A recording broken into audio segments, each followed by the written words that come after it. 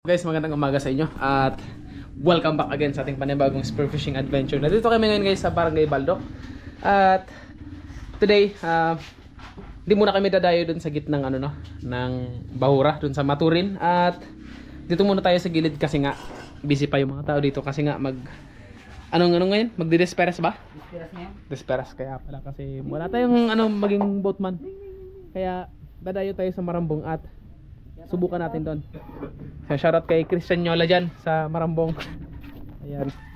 Pero maganda na yung panahon dito guys. Ambuna mo lang. Ambon Shoutout guys. Mandragat. si Bro Romelo. Mandragat po. So, subukan natin. Sana makahuli tayo. Sana bigyan tayo pa rin ng biyaya kahit nasa gilid lang. So sana maganda yung doon. Yung huli natin doon. So magmumotor kami papunta doon. Pero siyempre sa kabilang barangay lang. Tara. Sana makaulit tayo at bigyan tayo ng biyaya. At kung bago ka pa lamang guys sa ating channel, huwag po kalimutan mag-subscribe at mag-follow po sa ating Facebook page. Ayan. So, maraming salamat sa inyo. At tara, let's go.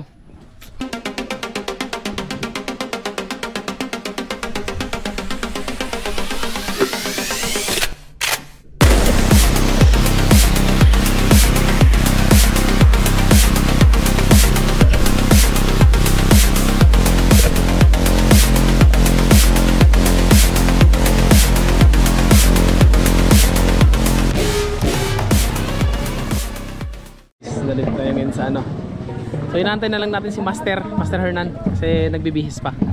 Kaya magmamotor kami papunta doon. Mga pagpaparada pala dito. Ayan. Good morning, alas 7. Tutukan nyo lamang dyan ang apati. Apati. Ayan na si Master oh. Diyan? Adoon. Yung hinubong ko sa nangan sa motor kuya. Di pa no, pagpababa ka sa babuta. May mga paradangan. Tatarangkasun masa ng gagilid na no. Ano to? So tara, let's go. Bayan na tayo guys. Binta pag ano. Yes, let's go.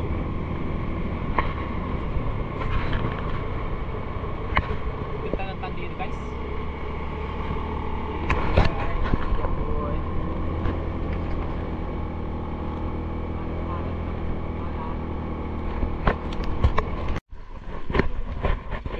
Para sa inyo. At dito kami sa spot na.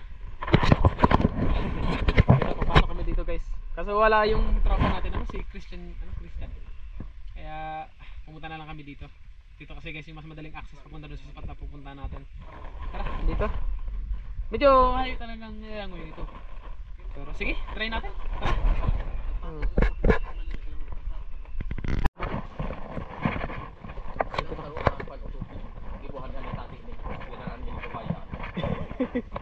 Dito kami guys oh. So, yung maaalala nyo guys to.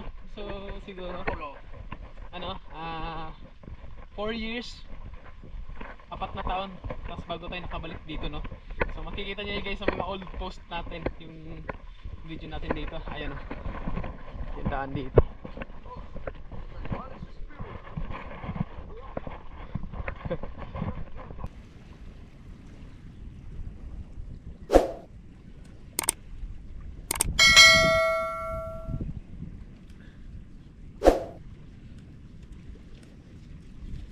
Sabangan pa sa nangan, sila bayan.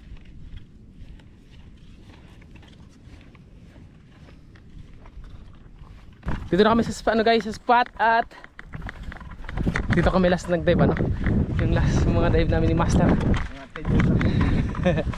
4 years ago na yun, yung unang post natin. 2 years so. 4 years ago? 3 years ago? 3 years ago ata yun. Lalakad muna kami, ayan. Tapos pagka dating natin doon sa may parang sabangan tinatawag, ikot tayo pa ganoon. Tapos doon tayo bababa. Yan. Sana makahuli tayo. Let's go! What's up guys? At pagkadating nga namin dito sa tubig so lumusong na kami. At dito nakarating kami sa Pangpang. At dahil sa may low pressure pa nung mga oras na to, hindi ganun kaganda yung visibility ng tubig. At nag-drop na ako dito guys. At dito sa malalim medyo malinaw at nakikita ko ang isang grupo ng dog tutuna na medyo maliit pa. Pero hindi na ako nag-aksaya na hindi tumira, kaya kumuha na ako ng kahit isa para kahit papaano may pang-ulam na. So eto guys, yung unang isda na nahuli natin sa araw na ito, isang dogtooth tuna.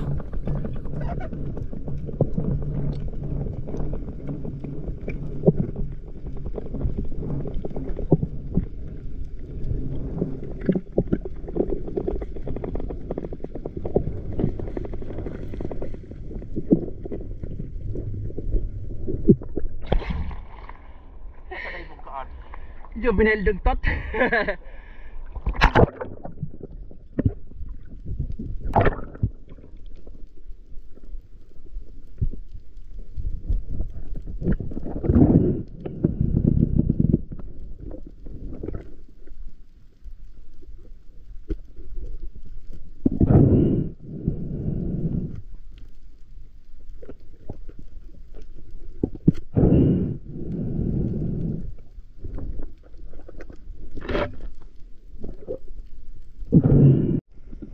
Pagkatapos natin guys, may securing isda at mga ilang minuto pa ang nakalipas ay pumunta na ako dito sa unahan at dito may nakita kong isang coral trout na nasa harap ko lang at hindi ko muna ito pinansin at inantay ko muna na makapag bottom tayo. At dito, nung makita ko na guys at medyo malayo yung distansya niya, nilapitan ko ito ng konti tapos nag-dusting tayo para hindi mabulabog ang isda na to. Medyo malayo pa ang isda na to guys, kaya paunti-unti nilalapitan ko ito tapos dusting. Kaso nga lang guys, hindi ko tinamaan. Hindi ko alam kung paano. Naduduling na ata ako sa mga oras na to.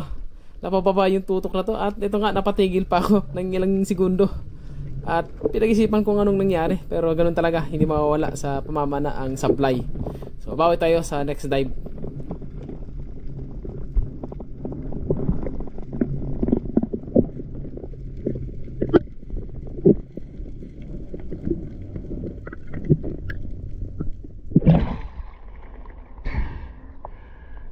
Pagkatapos nga natin guys, may reload yung paana natin. So again, nag-dive tayo ulit at nakita natin ulit yung coral trout na pinala natin kanina, yung hindi natin tinamaan. At dito, so dinahandaan ko na ito guys na babaan para maklose natin kaagad yung gap. At dito may maliit pa na coral trout sa unahan ko, pero hindi yan yung target natin. Yung target natin kanina, yung huhulihin natin. At dito guys, so unti-unti ko siya nilalapitan para maklose natin yung gap. At dito, nung tumagilid na siya, tinira ko na kagad at ayun, spiny shot yung naging tira sa isda na to. So ayan, nahuli pa rin natin yung isda na suwablay yung unang tira natin kanina. Kaya ganun lang guys, dapat maging disiplinado tayo kapag hindi natin nahuli sa unang tira. So sa pangalawa, mahuhuli natin yan. So ito na guys yung pangalawang tira natin at pangalawang isda sa araw na ito, isang lapu-lapu or coral trout.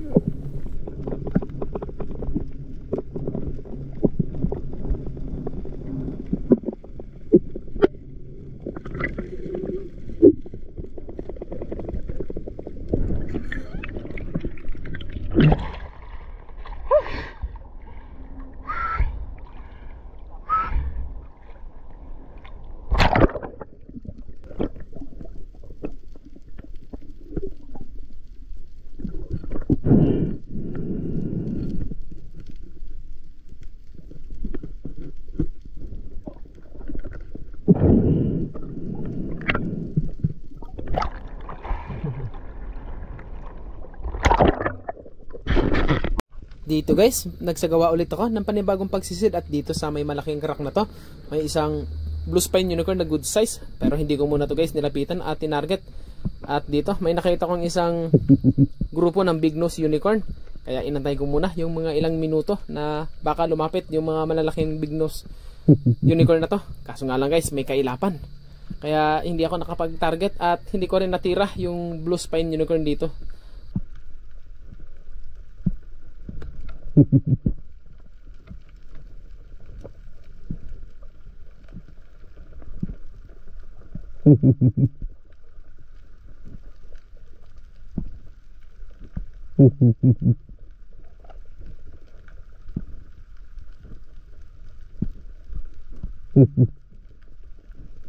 So dito guys, habang inaantay ko yung big nose unicorn na lumapit sa akin, hindi naman lumapit. At dito nakita na rin ni Brolito yung blue spine unicorn at siya na yung pumana.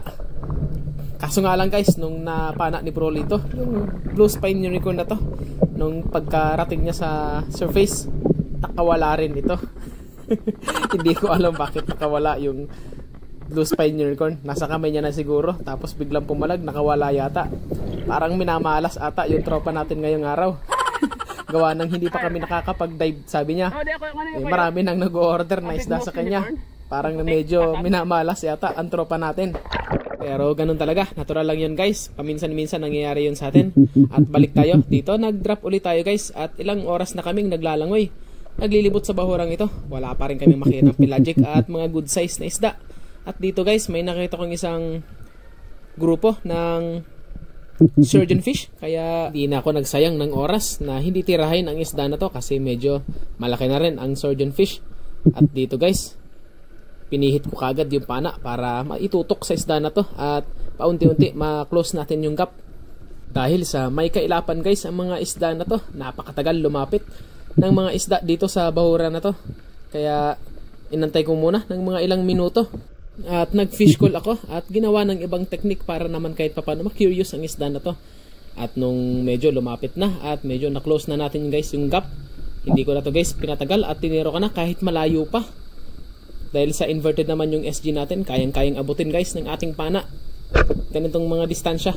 At buti na lang, tinamaan ang surgeon fish na ito. At eto na guys, yung pangatlong isda na nahuli natin sa araw na ito. Medyo matumal yung isda ngayon kasi nga may low pressure pa at hindi ganun kagandahan yung kondisyon ng tubig. At medyo malakas pa yung current. Buti na lang is pabor yung langoy natin guys kung saan din yung direksyon ng agos, kaya hindi tayo masyado napapagod. Kaso nga lang guys, medyo matumal din talaga yung isda. Kaya ito na guys, yung huling isda na nahuli ko sa araw na ito. Konti lang guys yung huli namin ngayon, sapat lang sa pang-ulam. At kahit pa paano may konting benta din, okay na yun guys. So bawi tayo sa susunod na dive. At syempre, kung umabot po kayo sa part ng video na to at sana nag-enjoy kayo sa episode na to at sa ating pagdayo, wag po kalimutan guys na mag-subscribe sa ating YouTube channel at i-click ang notification bell para ma-notify po kayo sa mga videos nating i-upload. So abangan nyo guys yung i-upload natin na day 2 sa ating pagdayo dito sa Pandan. Let's go! Medyo mahina yung huli natin. Oo, yung ng lato si bro Lito, ayan o. Lato. Ha? Guys, yung sinusungkit sa ano, sa coral sa ano to. Sige nga, try nga nito, manguha nga tayo.